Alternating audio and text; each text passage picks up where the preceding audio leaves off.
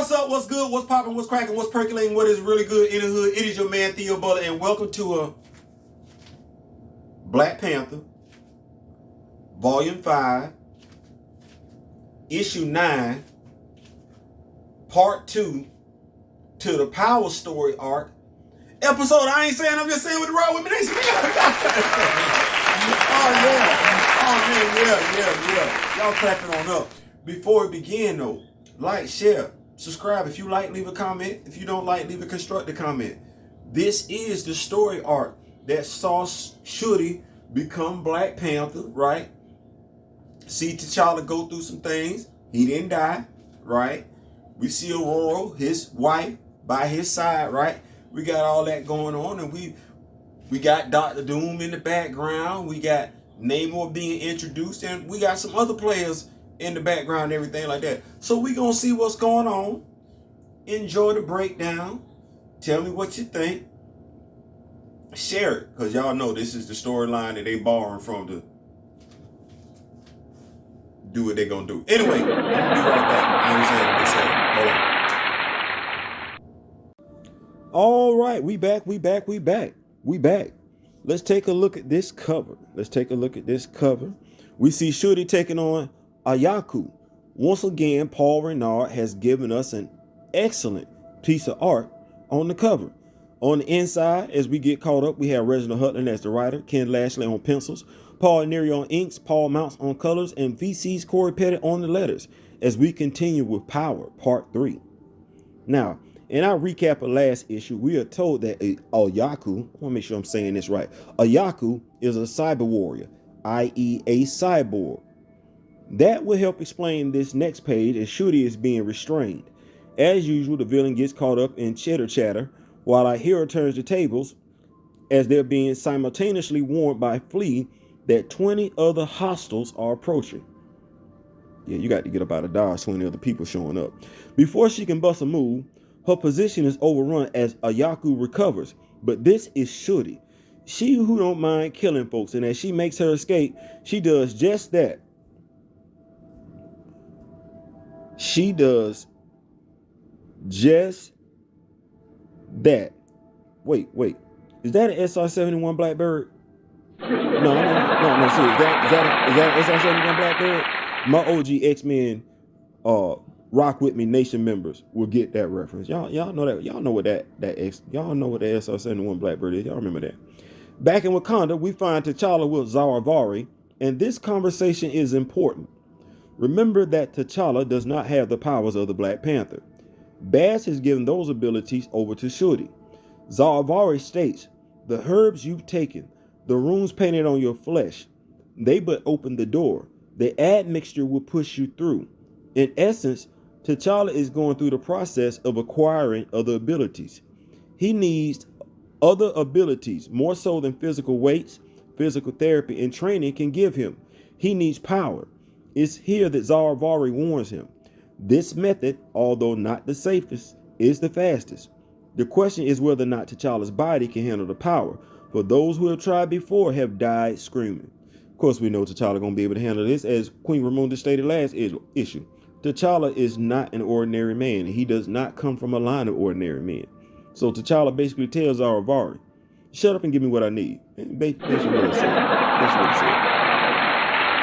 Next page over, we see his eyes go white as energy pours out of him. T'Challa seemingly convulses and passes out.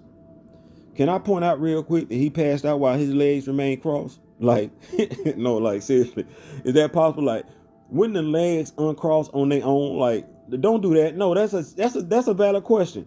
Anyway, Zaravari is acting like he regrets T'Challa going down this path. Next page over, we see Mtoko and Ndega going back and forth in regards to the status of Wakanda and whether or not the royal family is doing their job. I'm not really spending much time on this because this is similar to what we get on Fox News, CNN, MSNBC, blah, blah, blah, etc., etc. They all the same. If people unplugged and just looked with their own eyes and watched what actually happens as opposed to being told as to what's happening, they more often than not see the truth as it actually is, as opposed to hearing the truth for what it is. No, if If you see a car, you see two cars get into an accident, there might be some questions as to, who was right or wrong. But y'all gonna both agree there was indeed an accident. Y'all gonna both agree somebody got hurt. Y'all gonna both agree on the damage of the cars. There's gonna be some stuff that y'all just can't disagree on. Right. I ain't saying, I'm just saying. Anyway, back to that story. We see Dr. Doom observing the debate from afar. Aurora, who was just being celebrated a few issues ago, is now having her integrity openly challenged by a new character to the Wakanda universe. Got a lot of damn nerve. Back at the Wakanda embassy in America, we see Shuri being briefed by, I know I said last issue his name was Nilix, but I'm thinking it's Nix. Nix. I don't know how we doing this. N apostrophe I X. I don't. Y'all help me out on the pronunciation of it. Anyway, Shuri is being briefed by Nix as to what was found on the hard drive she downloaded. Long story short, everything is pointing them towards Atlantis being responsible for the attack on her and her brother. Next page over, it's revealed exactly who Shuri and her team are hinting at. It's Namor McKenzie, son of Leonard McKenzie, who is an Irish American born in Boston, Massachusetts, while Hector Ayala, aka the White Tiger, was born in San Juan, Puerto Rico. In essence, Namor the Submariner is not brown-skinned, sub-Saharan, Latino, Spanish, Mexican, Puerto Rican, Brazilian, Aztecan, Indian, nothing. If anything, Namor could have been a ginger in the 616, because that's a very real possibility. More so than him being brown skinned. I ain't saying, I'm just saying. Nevertheless, I digress, because that ain't what this is about. Nix finds two leads for them to track down, one in Philadelphia and the other in Brooklyn. Stating that they need hard proof before moving on Atlantis, Shuri decides she'll head to Brooklyn. Back in Wakanda, T'Challa is seemingly speaking to another Panther god. He asks, what does he need to know to save his country? The Panther god tells him that the first thing he should ask is what he needs to do to save himself, as the god shifts from Panther to Black Panther to N'Jadaka to Dr. Doom as Wakanda burns in the background. From there, we observe Shuri being observed by the guys who were observing her from last issue. Same gentleman. Like whoever this is has surveillance cameras all over the place. And this person doesn't care who wins between Namor and Shuri. Either way, they win. Next page over, we see the Princess Regent having a conversation with, let's just say it together, Reed Richards, the smartest man in the universe. I swear, every time someone says that going forward, I'm going to think about that Black Bolt scene. Yeah, Kevin, there are some things you cannot undo, and this is one of them. We never going to take Reed Richards seriously. He better never utter this line again. Nobody better ever say this about Reed Richards. Let this die. Don't say this no more. Don't say this no more, because everybody going to crack out laughing, because we all going to think about that whole Black Bolt scene. So, it's here, though, that we get an official name for her security detail. They're called Pride, as in the Princess Regent Intelligence Division Executives. Let's say that one more time. Pride, as in Princess Regent Intelligence Division Executives. Yeah, that's what they call. Don't do that. If S.H.I.E.L.D. can be what they are, this is what Pride can be. Once she tells Reed about Namor, he quickly wants to know everything, and with good reason. Reed and Namor, along with the rest of the Fantastic Four, have a storied history, some of which specifically includes a romantic interest between Namor and Susan Richards. Yeah, that's what that is. Back in Wakanda, Zaravari asked the king of Wakanda, does he live? From laying down to standing upright, T'Challa assures him that he lives. Note these markings on T'Challa's body aren't just for show. They aren't. They are there to protect him from mystical attacks. And to my knowledge, those markings on his body, while probably being made translucent, were never written as having been removed either. Thus, T'Challa is still right. See, these markings on his body ain't got nothing to do with him visiting the Panther God and getting other ability. No, these markings on his body are for something else. To protect him against mystical attacks. Anyway, on WVOX, the Wakanda News Network, I wonder what that stands for. Vox. Somebody help me, hit me up in the comment section. I'm gonna have to research that and see what that stands for. We see Ndega grilling Aurora on the Wakanda's latest issue in Shuri's absence. I would love to question how quickly Ndega got people to go along with this nonsense so quickly. I really, really would, because I'm curious. But I just point out that since the attack on the Capitol, I understand that if some people don't get their way on something they feel passionately about, they become some of the most gullible people on the planet, prone to do some stupid stuff.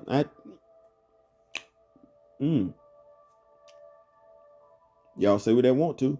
Y'all be like, Theo, no. You see what happened when you be playing video game? Person feel like they be winning and stuff. They should be winning, but they taking the L. What they do? Get mad, hit the reset button. Don't act like that. We've experienced that before. Don't do that. I ain't saying, I'm just saying. Anyway, Aurora assures everyone that Shuri is handling business as the Blackbird sets down in Philadelphia. Did I say Boston, Brooklyn? I'm gonna go back. Literally hanging outside of someone's window, Shuri is brought up to speed by Flea on her target, a gentleman by the name of Darren. These apostrophes throwing me off. A former Wakanda Air Force pilot living in the U.S. under the name of Darius Aaron. Shuri is about to enter the window when she's warned that sensors have been tripped. She doesn't care, and as Darren attempts to flee, pun intended, get it, flee, her guy in the sky, he's trying, never mind. Y'all not going with me. Y'all not rocking with me. Anyway, I don't know what she did, but we get a sound. We see blood. We see the fear. At least for a little while. What I mean is, Shuri, she brutal. Like, I don't know. Dude gotta be, I don't know. Something sound like it broke. I don't know. Blood stuff. Anytime you coughing up blood, it's an internal injury. Something been punctured. It's never a good thing. It's here where it's finally revealed who else is in bed with Doom. They are the Distorted, and they want Wakanda for Wakandans. Do y'all know this book was published in October 2009? I mean, he's telling Shuri, who just defended Wakanda from Moreland, that she's nothing, that she and her family have betrayed Wakanda. Mind you, this is way before Skrulls invade, Atlantis floods, the Black Order rise, King of Black attack. Like, bro, it ain't got bad yet. Let it be told to them, Wakanda is bad. It's bad in Wakanda. I don't know. Anyway, he reveals a dead man vest and promptly hits the dead man switch, which seemingly kills him along with Shuri. Because let's face it, that's a pretty big explosion. I ain't saying, I'm just saying. But back in Wakanda, we see T'Challa watching as a daughter faces off against multiple Doombots. I know it's 3. That's more than 1, so that's multiple. It's more than 2. So it's more than a couple. Anyway, do you need me to say again that it's one door taking on 3 Doombots at one time and holding her own? Like, she holding her own. Like, Doombots, she's flesh and blood, bone. They metal. Energy blast. Did I say metal? Energy blast. She doing the damn thing. And it looked like she about to get her head handed to her. Like, she doing the thing. But right when it's about to go left for her, T'Challa jumps in and destroys all 3 Doombots with his bare hands. That's right.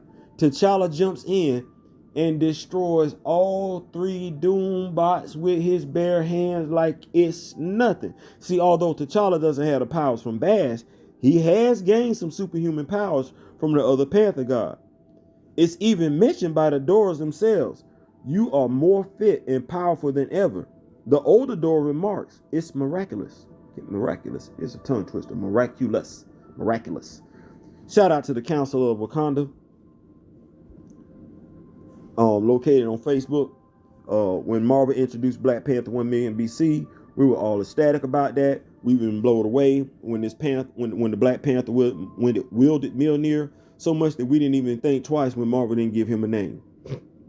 That damn hell. Shout out to Ronnie from the Council of Wakanda for naming Black Panther 1 million BC King Wakanda. I guess we got to turn this Panther God. We got to name this Panther God as well. So Council of Wakanda, let's get on to figuring out the name of this Panther God, because as it stands, the Panther God still does not have a name. So let's go ahead and get on top of that. Make sure we fit that on right on in the Black Panther mythology. Next page over, we see Shuri standing, cape torn and tethered. She is still standing.